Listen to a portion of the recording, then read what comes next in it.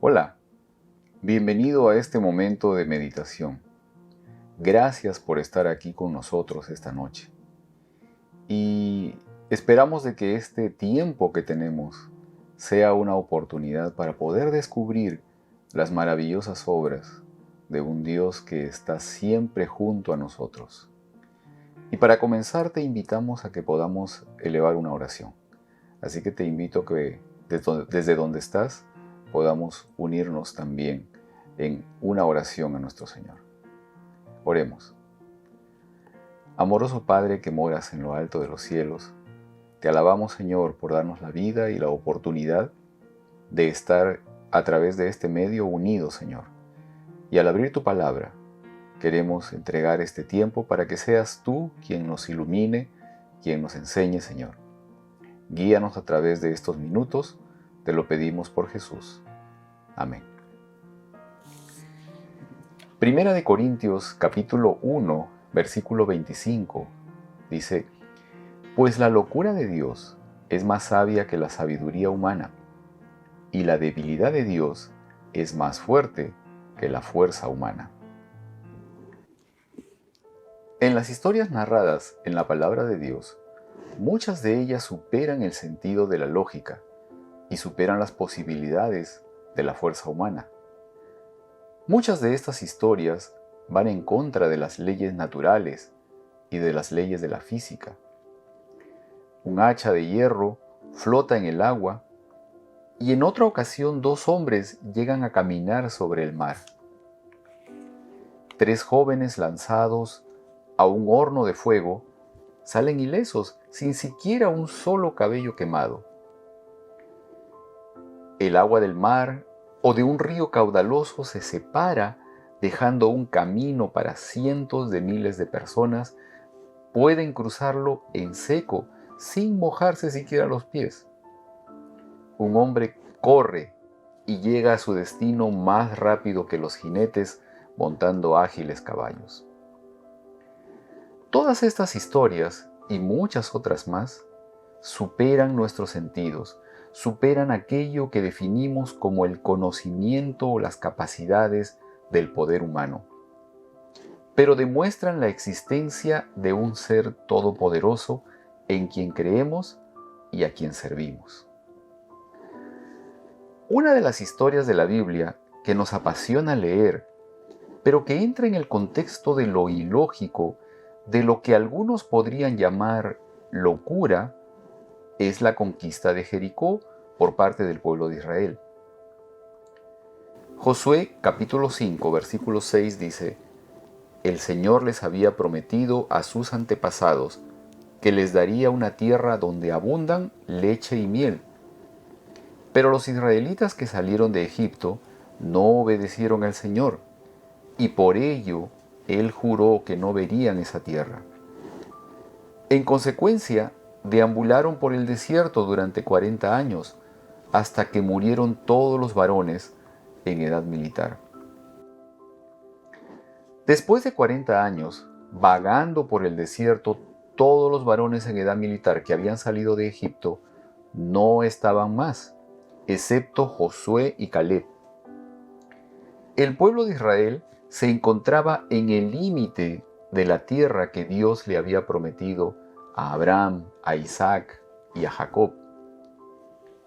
Durante 40 años viviendo en el desierto, una gran multitud de gente tuvieron agua suficiente para saciar su necesidad, y durante 6 días de cada semana, en esos 40 años, caía del cielo el maná, que los alimentaba de manera perfecta para nutrir su organismo. Pero cuando llegaron a los límites de Canaán, el pueblo de Israel empezó a alimentarse de los frutos de la tierra, de panes sin levadura y de trigo tostado. Fue a partir de ese momento que el milagro del maná cesó, pues estaban ya recibiendo el alimento de la tierra que fluye leche y miel. Por otro lado, el gran líder del pueblo que los movilizó desde Egipto cruzó con ellos el Mar Rojo y los llevó durante 40 años por el desierto, había muerto. Moisés ya no estaba más.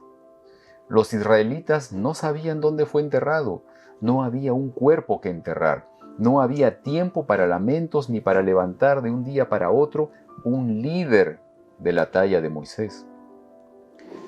Imagina por un momento las horas de desconcierto de una multitud de gente con un historial de eventos en los que fácilmente era movida al desánimo y a la apostasía.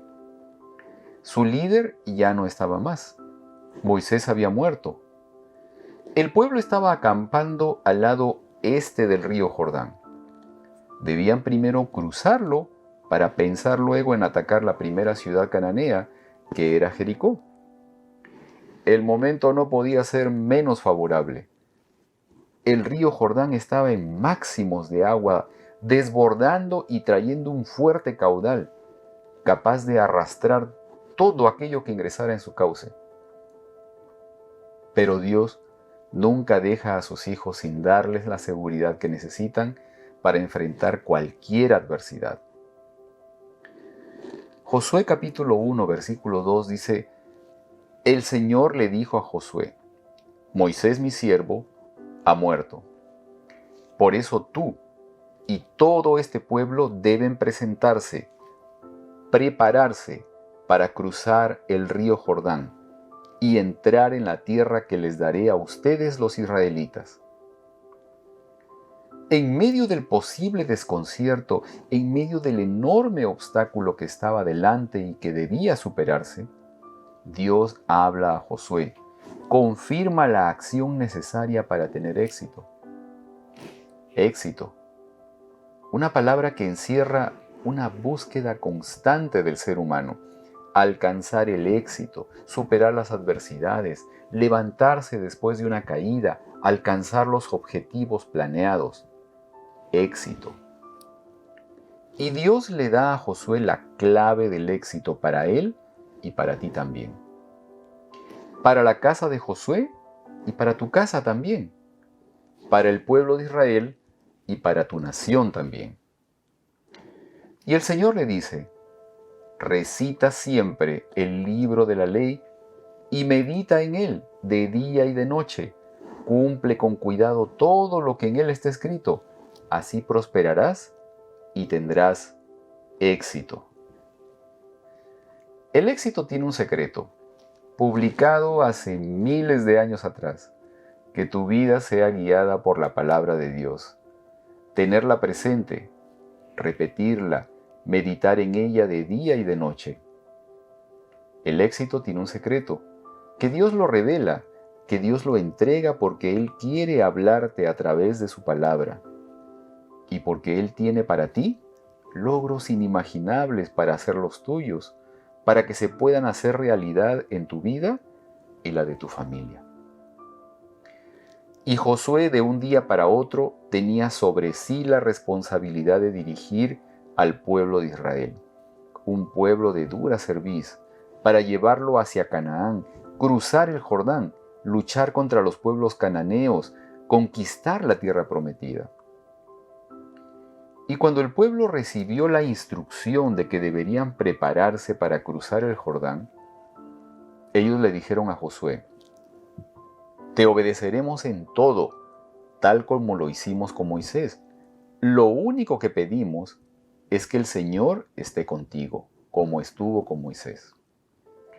¡Qué excepcional pedido! Confiar en un líder que está sujeto al Señor. Confiar tu vida y las vidas de tus amados a las decisiones de un líder que mantiene una estrecha relación con Dios. ¿Has reparado de qué manera tú también eres un líder? ¿Te has dado cuenta que en algunos escenarios de la vida diaria tú eres un líder para algunas personas? Eres un líder en casa, con tu familia, en tu trabajo, con tus compañeros de estudio, en la iglesia. ¿Y has pensado de qué manera tus decisiones pueden influenciar, impactan positiva o negativamente en las vidas de otros? Esas personas confían en que tú también mantengas una estrecha relación con Dios. Y si mantienes esta forma de vida, Dios promete engrandecerte, hacerte exitoso, ser parte de eventos, alcanzar logros para hacer realidad situaciones que superan nuestra lógica o van más allá de la fuerza humana. Te respetarán aquellos que confían en ti y te temerán algunos que no lo hacen. El cruce del Jordán se hizo realidad. Tan pronto como los sacerdotes que llevaban el arca pusieron un pie en el río, el agua dejó de correr, el agua se detuvo y formó un muro. Un muro. En ciertas ocasiones, eso es nuestro Dios para nosotros. Un muro, una firme barrera que nos cuida, que nos mantiene, que nos protege. ¿Te has dado cuenta de la manera en que Dios ha sido hasta ahora un muro para ti? ¿Eres consciente de las diversas situaciones en que tu vida, tu integridad, tu salud física y espiritual han sido sostenidas por un muro milagroso y puedes dar testimonio con tu vida de la manera en que Dios ha actuado contigo en el pasado y lo sigue haciendo ahora? Aquel mismo día el Señor engrandeció a Josué ante todo Israel. El pueblo admiró a Josué todos los días de su vida, como lo habían hecho con Moisés. Qué extraordinario momento, la forma como en la vida de este hombre se hace efectivo el deseo que Dios tiene para cada uno. Es increíble la manera como la acción del poder divino, unido al esfuerzo humano, son capaces de conseguir enormes logros y efectos no solo en una persona, sino también en toda una comunidad. Imagina los efectos que tu vida, ligada íntimamente a la mano de Dios, podría conseguir en tu familia, en tu trabajo, en tu escuela, en tu iglesia. Pero algo más aún. Un gran pánico invadió a todos los reyes amorreos que estaban al oeste del Jordán y a los reyes cananeos de la costa mediterránea cuando se enteraron que el Señor había secado el Jordán para que los israelitas lo cruzaran. No se atrevían a hacerles frente. Miedo, pánico, depresión. ¿No son estas algunas de las palabras que más oímos en la actualidad? ¿No es eso lo que está envolviendo y tomando control de las mentes de muchos de nosotros en nuestro tiempo? Miedo, pánico, espanto. De esto estaban llenos los incrédulos, aquellos sin esperanza, los que no creían en el Dios creador, aquellos que aún habiendo visto, aquellos que sabiendo que las obras increíbles de nuestro Dios están siempre en favor de su pueblo, no se rendían ante Él, sino que procuraban huir de Él. ¿Y cuál es tu actitud? ¿Hacer de Dios el centro de tu vida? ¿Hacerlo lo más importante en tu vida? ¿O acaso huir de Él? Y el momento de avanzar a la conquista de Jericó se acercaba. La ciudad de Jericó era una de las ciudades más antiguas que existían, incluso en la época de Josué. Pero esta ciudad había sido subsistida, había tenido éxito ante los ataques enemigos y se había mantenido airosa de ataques militares y de intentos de invasión, debido principalmente a dos razones fundamentales. Una poderosa muralla de piedra que rodeaba la ciudad y un ejército bien armado que confiaba en la invulnerabilidad de esas murallas y del poder de sus dioses. Los muros fortificados de la muralla de Jericó medían entre 6 y 7 metros y medio de ancho. Fácilmente una carreta tirada por caballos podía transitarla. Los soldados que montaban guardia encima de los muros podían observar fácilmente muchos kilómetros a la redonda y disparar sus mortales armas a considerable distancia.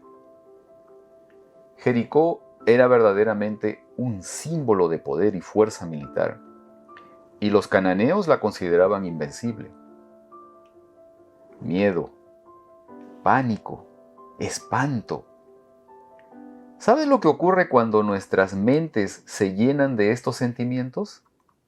Desánimo, cansancio, síntomas de enfermedades, sensación de incapacidad, algo muy común en este tiempo.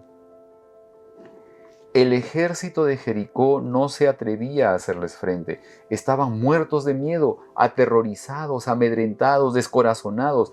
Para citar solamente las palabras que Rahab utilizó al ayudar a los 2 espías israelíes que escaparon desde la ventana de su casa, una casa que estaba justamente dentro de los sólidos muros de piedra de Jericó. Recuerda esto, de que la casa de Rahab estaba dentro del sólido muro de Jericó, porque es muy relevante y lo tendremos presente más adelante en nuestra historia. Cierto día, antes de la batalla, Josué se encontraba cerca de Jericó, probablemente patrullando la zona. De repente, levantó la vista y vio a un hombre de pie frente a él, espada en mano. Josué valientemente se acercó y le preguntó: ¿Es usted de los nuestros o del enemigo? La situación no podía ser más tensa. Recordemos que estaban en territorio enemigo, un lugar que esperaban conquistar, pero ese territorio aún estaba lleno de peligros, lleno de amenazas, con muchos soldados cananeos que vigilaban los movimientos del pueblo de Israel.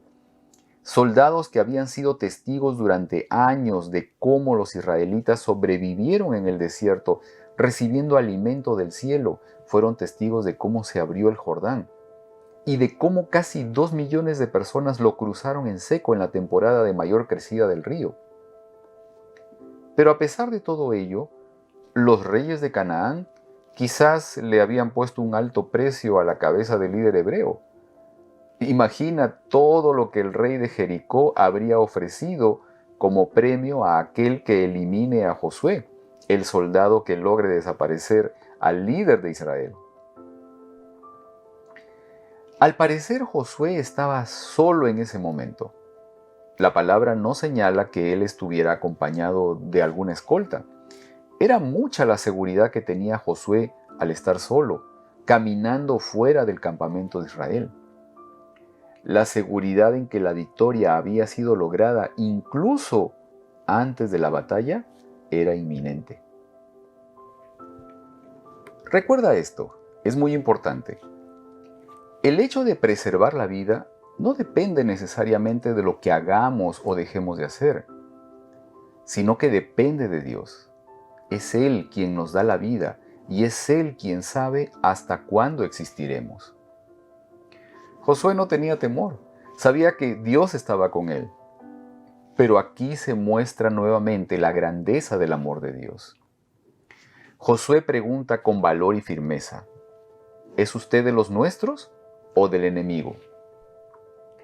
Este misterioso personaje quizás guardó silencio por algunos instantes, pero luego respondió: de ninguno. Y dijo más todavía: me presento ante ti como el comandante del ejército del Señor.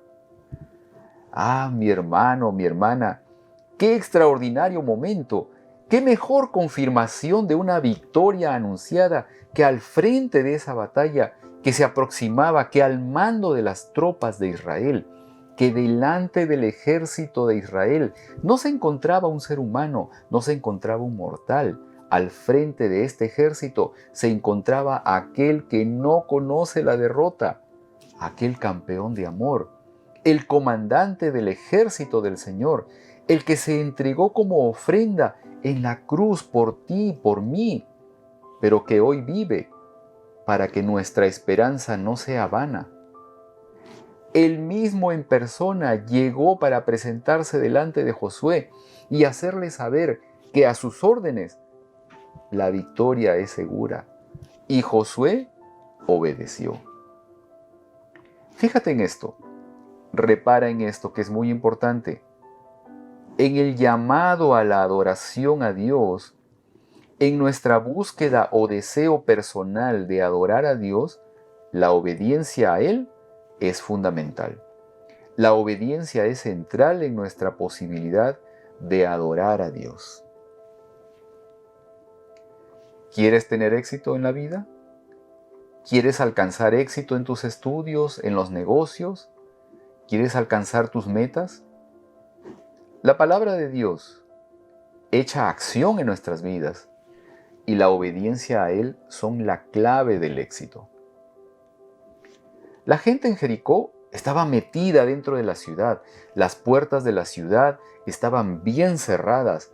Esas puertas estaban totalmente aseguradas, tanto así que nadie podía entrar ni salir de la ciudad. Pero dentro de la ciudad corría el pánico, el desánimo y la derrota.